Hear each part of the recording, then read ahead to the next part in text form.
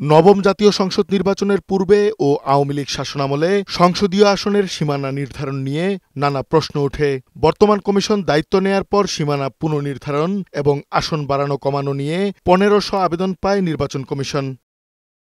এ নিয়ে বুধবার সংবাদ সম্মেলন করেন নির্বাচন কমিশনার আনোয়ারুল ইসলাম সরকার। তিনি জানান, টেকনিক্যাল কমিটির প্রতিবেদন পর্যালোচনা করে ৩৯টি আসনে সীমানা পরিবর্তনের অনুমোদন দিয়েছে কমিশন। এভারেজ আসন ভিত্তিক ভোটার সংখ্যা নির্ধারণ করেছেন, সেটি হলো ৪,২০,০০০ সামথিং।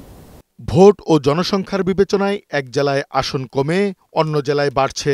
বিশেষায়িত কমিটির প্রতিবেদন অনুযায়ী তারা ভোটার সংখ্যা এবং জনসংখ্যা অ্যানালিসিস করে তাদের প্রস্তাব হচ্ছে যে বাগেরহাট একটি আসন কমবে, গাজীপুরে জনসংখ্যা এবং ভোটারের সংখ্যার ভিত্তিতে একটি আসন বৃদ্ধি পাবে। সীমানার পুনর্নির্ধারণ নিয়ে আপত্তি থাকলে ১০ই আগস্ট পর্যন্ত সংক্ষুব্ধ ব্যক্তি আবেদন জানাতে পারবেন।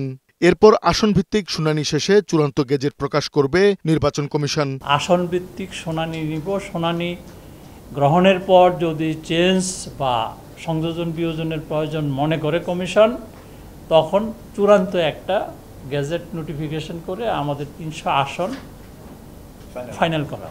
কাজী ফরিদ, বৈশাখী সংবাদ, ঢাকা।